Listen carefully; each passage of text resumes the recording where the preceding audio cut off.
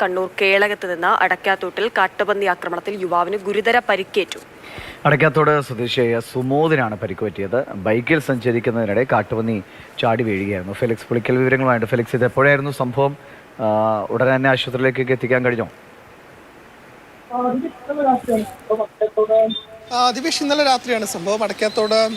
അടക്കാത്തോടിൽ നിന്നും കരിയങ്കാപ്പ് എന്ന സ്ഥലത്തേക്ക് ബൈക്കിൽ യാത്ര ചെയ്യുകയായിരുന്ന സുമോദിനാണ് കാട്ടുപന്നി ആക്രമണത്തിൽ പരിക്കേറ്റത്. സുമോദ് ബൈക്കിൽ യാത്ര ചെയ്യവേ ഈ കാട്ടുപന്നി ബൈക്കിൽ വന്ന് ഇടിക്കുകയാണ് ഉണ്ടായത്. അങ്ങനെ ഈ ബൈക്കിൽ കാട്ടുപന്നി കുടുങ്ങി. അങ്ങനെ ബൈക്കും സുബോധിനെയും കൂടി കാട്ടുപന്നി വലിച്ചുകൊണ്ട് പോവുകയാണ് ഉണ്ടായത്. അങ്ങനെ തലയ്ക്കും കൈക്കും കാലിലുമൊക്കെ പരിക്കേറ്റു.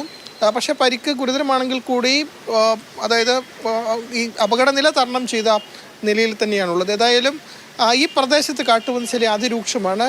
ഏതാണ്ട് ഒരാഴ്ച മുമ്പാണ് ഈ പ്രദേശത്തെ ഒരു കിണറ്റിൽ കാട്ടുപന്നികൾ ധാരാളമായി വീഴുകയും പിന്നീട് അതിനെ വെടിവെച്ച് കൊല്ലുകയും ചെയ്തത്. അതുകൊണ്ട് നാട്ടുകാരുടെ പ്രധാനപ്പെട്ട ആവശ്യം ഈ കാട്ടുപന്നി ശല്യം അതിരൂക്ഷമായ മേഖലയിൽ അതിനെ ഒന്നെങ്കിൽ വെടിവെച്ച് കൊല്ലുക, അല്ലെങ്കിൽ അതിനെ ഇല്ലാതാക്കാനുള്ള ശക്തമായ നടപടികൾ വേണം എന്ന ഒരു ആവശ്യം കൂടി നാട്ടുകാർ ഉയർത്തുന്നുണ്ട്.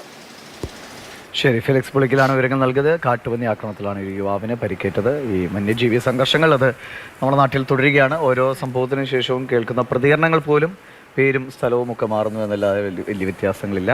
പക്ഷേ ഈ ദുരിതങ്ങൾക്ക് ഒരു കുറവും ഉണ്ടാകുന്നില്ല.